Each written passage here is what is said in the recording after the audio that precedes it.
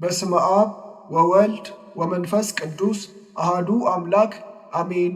የዕለቱ ስንክሳር ሰኔ 29 አንድ አምላክ በሆነ በአብ በወልድ በመንፈስ ቅዱስ ስም ሰኔ 29 በዚህች ቀን የክብር ባለቤት ጌታችን ኢየሱስ ክርስቶስ ከእመቤታችን ቅድስት ድንግል ማርያም በሥጋ ለተወለደበት ልደቱ መታሰቢያ ነው።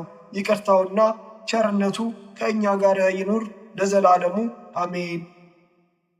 ዳግመኛም በዚህች ቀን ከቆና ገዳም 7 መስተጋድላን ሰማዕታት ሆኑ። እሊህም አባ አብሲዳ፣ አባ ኮቶሎስ፣ አባ አርድማ፣ አባ ሙሴ፣ አባ እሴይ፣ አባ ኒኮላስና አባ ብሶይ ናቸው። የእግዚአብሔርም መልአክ ተገልጾ እንዲህ ብሎ አዘዛቸው፣ ክብር ይግባውና የጌታችን የኢየሱስ ክርስቶስን ስም ግለጡ። ያን ጊዜም ወደ መኮንኑ ሊሄዱ ተነሱ። መርከብንም አገኙ። በመርከቧም ውስጥ 5ቱ መስተጋድላን አገኟቸውና ከእነርሱ ጋር ተስማሙ። ወደ መኮንኑም ደርሰው በፊቱ ክብር ይግባውና በጌታችን በኢየሱስ ታመኑ። መኮንኑም ከእርሳቸው አንዱን ስለ ሀገራቸው ጠየቀው። እርሱም ቆና ከሚባል አገር እንደሆኑ አስረዳው። መኮንኑም ያስሯቸው ዘንድ አዘዘ። ከዚህም በኋላ ደግሞ ከእስር ቤት አውጥተው ጽኑ ስቃይን ያሰቃዩአቸው ዘንድ ደግሞም በአንገቶቻቸው ከባድ ድንጋዮችን አንጠልጥለው እንዲያስሯቸው አዘዘ። ጌታችን ኢየሱስ ክርስቶስም በወህኒ ቤት ውስጥ ተገለጠላቸው፣ አጽናናቸውም፣ ቃል ኪዳንም ገባላቸው። ከዚህ በኋላ ንጉሥ ወደ እስክንድርያ ከተማ ላካቸው። በዚያም ጽኑ ስቃይን አሰቃዩአቸው። ከዚያም በኋላ ዝፍትና ድኝ በተመሉ ከ2 የብረት ምጣዶች ውስጥ ጨመሯቸው። ነበልባሉም 20 ክንድ ከፍ ከፍ እስከሚል ድረስ ከታች እሳትን አነደዱባቸው። ከምጣዶችም ውስጥ አውጥተው በእሳት ግምጃ ውስጥ ጨመሯቸው።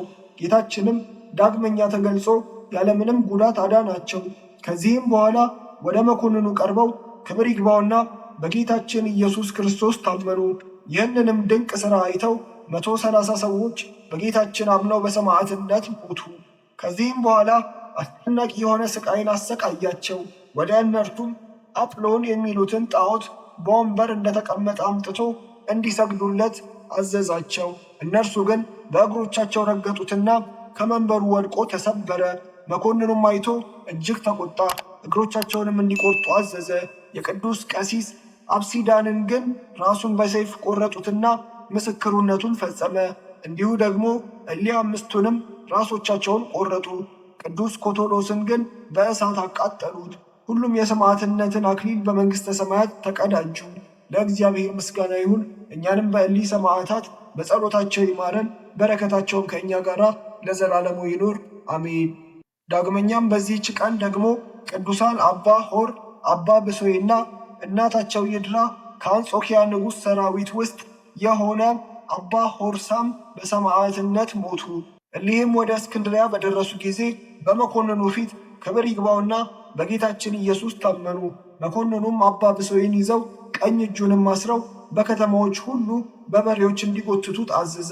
ከዚህም በኋላ የተዘጉ ብረቶችን በእሳት አግለው በሥጋው ውስጥ አደረጉ። የግራ እጁንም ቆረጡ። እርሳስም አቅልጠው በአፉ ጨመሩ።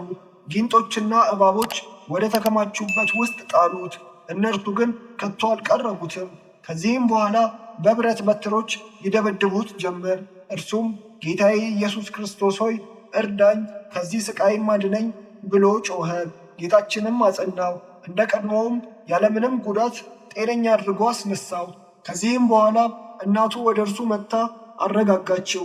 በመጋደሉም ደስ ተሰኘችበት። ስለ እርሷም ለመኮንኑ ነገሩት። እርሱም ወደ እርሱ አስቀርቦ እያስፈራራ ለአማልክት ሰዊ አላት። እርሷ ግን አልፈራችውም፣ ትእዛዙንም አልሰማችም። የብረት በትሮችንም አግለው በጎኖቿ ውስጥ እንዲያደርጉ አዘዘ። ይህንም በእርሷ ላይ ባደረጉ ጊዜ ደስ ብሏት ዘመረች። ስለ ቅዱስ ስሙም መከራ እንድትቀበል ያደረጋት እግዚአብሔርን አመሰገነችው። ከዚህም በኋላ ነፍሷን ሰጠች፣ የሰማዕትነትም አክሊል ተቀዳጀች። ቅዱስ አባ ሆርንም ከቅባትና ከተቀመመ የነዳጅ ቅመም ጋር በብረት ምጣድ ውስጥ አበሰሉት። እርሱም ያለ ሕማም ሆኖ እግዚአብሔርን ያመሰግን ነበር። ይህንንም ለመኮንኑ ነገሩት። እርሱም እጅግ አደነቀ፣ ደነገጠም። ንጉሡ ግን ተቆጣ። በእጁም ጦር እንደያዘ ወደ ብረት ምጣዱ ሂዶ ቅዱስ ሆርን ወጋው። ነፍሱንም በእግዚአብሔር እጅ ሰጠ። እንዲሁም ወንድሙ አባ ብሶይን ብዙ ስቃይን ካሰቃዩት በኋላ ራሱን በሰይፍ ቆረጡት። ሁሉም በመንግሥተ ሰማያት የሰማዕትነት አክሊልን ተቀዳጁ። ለእግዚአብሔር ምስጋና ይሁን።